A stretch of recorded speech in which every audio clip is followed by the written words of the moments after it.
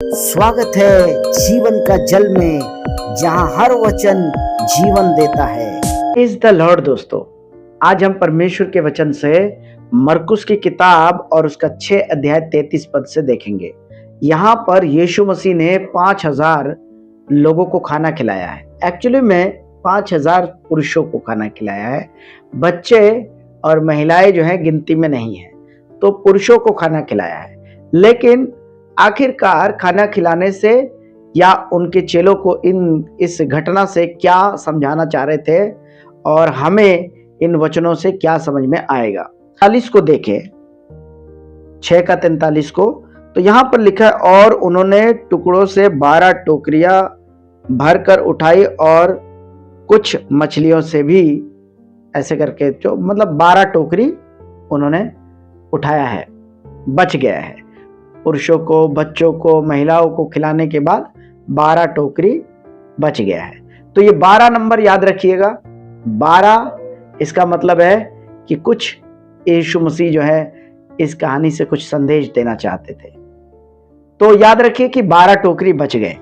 और उसके बाद अगर आप मरकुस की 8 अध्याय से पढ़ेंगे तो यहां पर भी यीशु मसीह ने 4000 लोगों को खाना खिलाया है और वहां पर भी 7 टोकरी बच गई। अगर आप 8 का 8 पढ़ें तो यहां, वे खाकर तृप्त हो गए और चेलों ने शेष टोकरों से 60 टोकरे भरकर उठाए। 7 टोकरी उन्होंने बचा ली। लेकिन समस्या क्या हुई? जब टोकरी बचा ली तो आखिरकार उन टोकरियों का क्या किया जो और रोटी बच गए थे। अभी 12 टोकरी पहले बचे हैं, अभी 60 टोकरी बचे हैं। लेकिन आखिरकार यीशु मसीह इतनी खाना क्यों बनाया? क्या यीशु मसीह को मालूम नहीं था कि इतने सारे रोटी बच जाएंगे, खराब होगा? क्या यीशु मसीह की इसकी चिंता नहीं थी? लेकिन आखिरकार यीशु मसीह ऐसा कर क्यों रहे थे? कुछ उनको समझाना चाहते थे, अपने चेलों को कुछ समझाना चाहते थे। देखिए, अगर आप थोड़ा सा आगे बढ़ते हैं, हमें 8 का 14 में, चेले रोटी लेना भूल गए थे और नाव में उनके पास एक ही रोटी थी। चेले रोटी लेना भूल गए थे। टोकरी जो 7 टोकरी थी वो लेना भूल गए थे, क्योंकि वो नाव में चढ़ के कहीं जा रहे थे, लेकिन रोटी लेना भूल गए। अब जब रोटी भूल गए तो कुछ विवाद भी हुआ उनमें। 16 से पढ़ रहा हूं मैं, 8 का 16 से। वे आपस में विचार करके कहने लगे, हमारे पास रोटी नहीं है। समस्या हो गई। जीवन में समस्या हो जाती है हम लोगों को भी, यहां उनको भी समस्या हो गई। यह जानकर यीशु ने उनसे कहा, तुम क्यों आपस में यह विचार कर रहे हो कि हमारे पास रोटी नहीं? ऐसा क्यों सोच रहे हो? क्यों चिंता कर रहे हो? क्यों आपस में वाद विवाद कर रहे हो? क्या अब तक नहीं जानते और नहीं समझे? यीशु ने कहा, नहीं जानते, नहीं समझे। क्या आप समझ गए? नहीं समझे। यीशु मसीह क्या बोलना चाह रहे थे? अगर समझ गए तो कमेंट बॉक्स में लिख करके भेज दीजिए। नहीं समझे तो हम आगे चलेंगे। ठीक है। यीशु मसीह आगे कहते हैं, क्या तुम्हारा मन कठोर हो गया है? क्या आंखें रहते हुए भी नहीं देखते और कान रहते हुए भी नहीं समझते? और क्या तुमने सिमरन नहीं कि जब मैंने 5000 के लिए 5 रोटियां तोड़ी थी तो तुमने टोकरों की कितनी टोकरियां भरकर उठाई? यीशु ने उनसे सवाल किया तो उन्होंने जवाब दिया, क्या कहा? 12 टोकरी। और उसके बाद फिर यीशु मसीह सवाल करते हैं, और जब 4000 के लिए 7 टोकरियां ली थी तो तुमने टुकड़ों के कितने टोकरे भरकर उठाए थे? उन्होंने उससे कहा, 7 टोकरे। तो याद दिला रहे हैं, यीशु मसीह उनको याद दिला रहे कि कितने टोकरी बचे थे, कितने टोकरी बचे थे। अभी तुम जो खाने के लिए चिंता कर रहे हो, विवाद कर रहे हो, अभी समस्या कहां से हुई? समस्या यहां से हुई। वो कह रहे थे कि हम रोटी लेना भूल गए। अगर आप 8 का 14 में पढ़े तो वे रोटी लेना भूल गए थे, यही उनकी समस्या थी। तो जीवन में हम लोगों को भी ऐसी हमारे जीवन में इस तरीके की समस्या होती है कि जीवन की चिंताएं करते हैं। यीशु मसीह उनको समझा रहे थे, बता रहे थे। लेकिन आखिरकार यीशु मसीह क्या समझाना चाह रहे थे?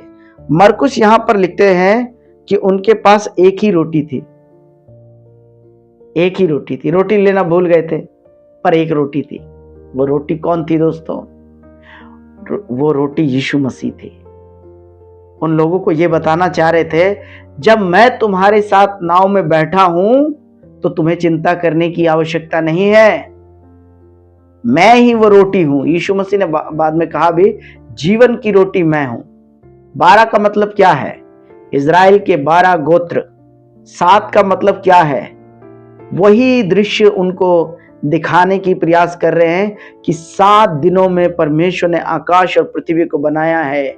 वही परमेश्वर मैं हूं करके उनको बताना चाह रहे थे। उनको यही समझाना चाह रहे थे कि पुराने नियम में जो तोरा की किताब जो तुम पढ़ते हो, तो उसमें मेरे ही बारे में लिखा हुआ है। वो रोटी मैं ही हूं। तुम मेरे बारे में जानो और लोगों को मेरे बारे में सिखाओ, मुझे दूसरों को दो। और इसीलिए अगर आप यहां पर मरकुस की 6 अध्याय का 33 पढ़ते हैं, तो यीशु चेलों को कहते हैं कि तुम ही उनको रोटी दो। ऐसा करके यीशु मसीह उनको कहते हैं। तो उनको एक ही चीज समझाने का प्रयास कर रहे हैं कि जीवन की रोटी यीशु ही है। तो मैं समझता हूं कि अभी आप सभी को यह बात समझ आ गया है कि अगर आपके नाव में यीशु मसीह बैठे हैं तो जीवन की चिंताएं छोड़ दीजिए, क्योंकि ये वही परमेश्वर है जिसने 7 दिनों में धरती और आकाश को बनाया है। और ये वही परमेश्वर है जो 12 गोत्रों को इकट्ठा किया, इज़राइल के 12 गोत्रों को तैयार किया। ये वही परमेश्वर है। और उनके चेलों को भी यही बताना चाह रहे थे। आखिरकार यीशु मसीह के साथ तो चल रहे थे, लेकिन जीवन की चिंताएं उनके साथ भी थी।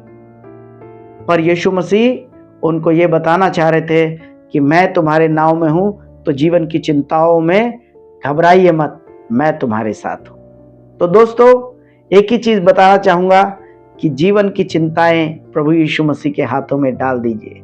आपके गाड़ी में, आपके घर में, आपके जीवन में अगर यीशु मसीह है तो घबराने की आवश्यकता नहीं है। प्रभु जब उनको संभाला है, आपको और मुझे भी संभालेंगे। आइए एक छोटी सी प्रार्थना करते हैं। स्वर्गीय पिता परमेश्वर, हम आपसे प्रार्थना करते हैं, जीवन की रोटी प्रभु आप ही हैं। और आज इन रोटी से जो प्रभु 4000 लोगों को खिलाए, 5000 लोगों को खिलाए, लेकिन उसमें भी आपका एक संदेश था। आज हमको सीखने के लिए मौका मिला, इसलिए हम धन्यवाद देते हैं परमेश्वर। हम सब आपके वचन को सीखें, आपकी महिमा करें और आपके राज्य को फैलाएं। धन्यवाद परमेश्वर, आपने हमारी प्रार्थना को सुना। यीशु मसीह के नाम में प्रार्थना मांगते हैं, आमीन आमीन। God bless you. सबको जय मसीह की।